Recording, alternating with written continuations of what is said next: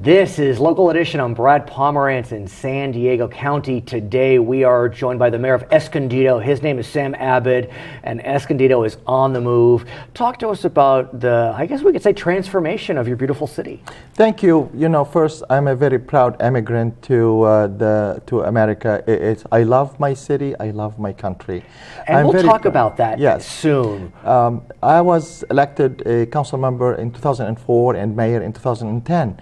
And I'm so proud that we have, I took a leadership position to transform the city economically and financially. Since I was elected mayor in 2010, we took the budget from $16 million deficit to $10 million surplus in 6 years. And to do that while the recession is going on, I mean, I give you props. That's a remarkable achievement. We have cut down government size. We have created economic opportunities. We have brought $1.2 billion in investment in our city and created thousands of jobs. So that was a major transformation in our economy and job creation. And now Escondido is leading the economic growth in North County, working together with the 5 mayors on the Innovate 78. Let's talk about that. For those of us that are watching statewide, the 78 is a freeway that goes through the 5 cities. The 5 cities are Escondido, Vista, San Marcos, Carlsbad, and Oceanside. 5 beautiful cities. Wonderful. Yeah. I think we have connected with San Diego Economic Development Corporation, and we are working collaboratively together to create jobs, talent, and business growth in North County. We have been very successful. Actually, it's unprecedented for 5 mayors to work together along with our staff and economic development staff to collaboratively bring economic growth to North County. Well, it's wise. And the reason I would say that is if you look at a map, and I'm going to hold this up, Mike, I mean, you can see the lines between these cities are not so defined. And so you may live in Escondido but work in Vista. It's all very close. The 78 goes through here. And so, I mean, I get it. It's really a great collaboration because we want to help businesses grow and expand in North County. Stone Brewing Company, a great success story in Escondido. They came 10 years ago. They were selling $5 million in product. Now after 10 years, they are selling over $250 million of products in our city. And also they have presence in 3 of the 5 cities in North County. And what's also exciting about Innovate 78 is you have some fine educational institutions in which you can key off of. Cal State San Marcos, Palomar? Is Palomar College, one of the biggest, yes. And then what's the private school it's affiliated? We have the charter schools. We have the high-tech high. But there's a college as well, private institutions. Also John Paul the Great University in Escondido. We brought this university. We have a great educational choices, and with that collaboration of the Innovate 78, we are building on our valuable assets like education, the tourism industry. We have Stone Brewing Company and also the Safari Park. They are the second largest destination in North County, bringing 2 million visitors every year. So we are promoting the great region in North County as one region to attract business, talent, and jobs. I want to speak with you about you. You mentioned that you're an immigrant.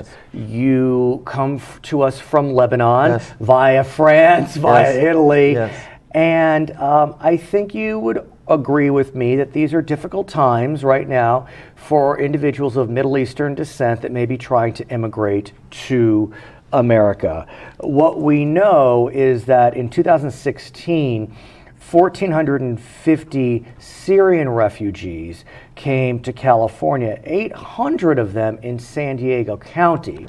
As we speak today, Syrian refugees, I mean, look, the travel ban, it's going through the courts and we don't know what's going to happen, but it's a bit challenging to immigrate from Syria, a war-torn region. I want to get your take on this as someone who came from Lebanon, who left during their civil war.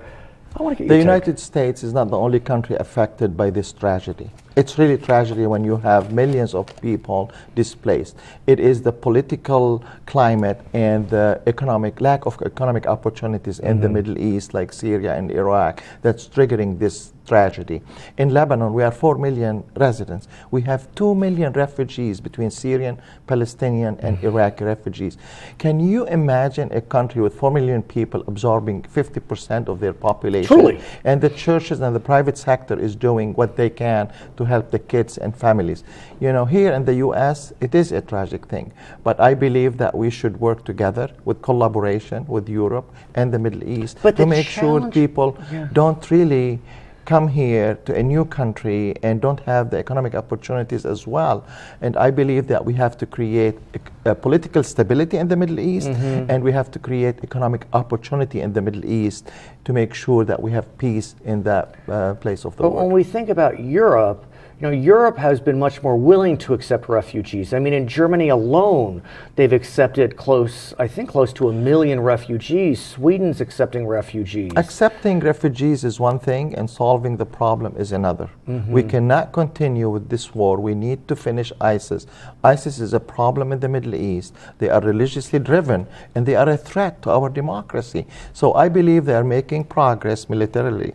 And once we have a kind of democracy in the Middle East, then we can help the Middle East in creating economic opportunities. So I believe in legal immigration to this country. I believe in providing human rights and human help to the families. But at one point of time, Europe have been overburdened with this. There is no vetting process. They have overwhelmed the culture in Europe. And I believe if you are an immigrant, I came to the U.S. because I love the culture, because I love this country. A key point to succeed as an immigrant is to assimilate, learn English, and be a part of the mainstream economy and mainstream culture. But let's talk about integration, because there are some folks who believe that immigrants who come to America are not interested in integration and assimilation.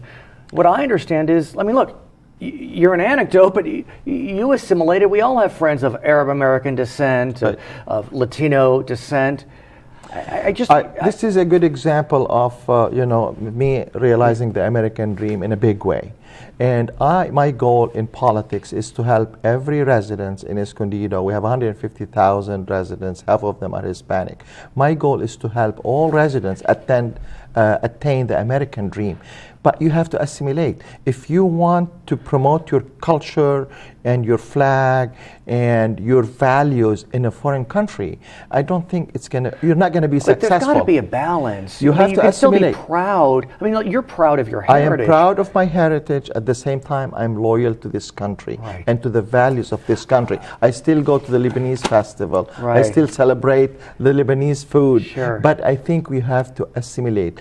My goal is to bring all the immigrants to mainstream economy and to mainstream government. But do you feel as if the immigrants are not assimilating? A lot of them are not. A lot of them are not accepting the values of this country.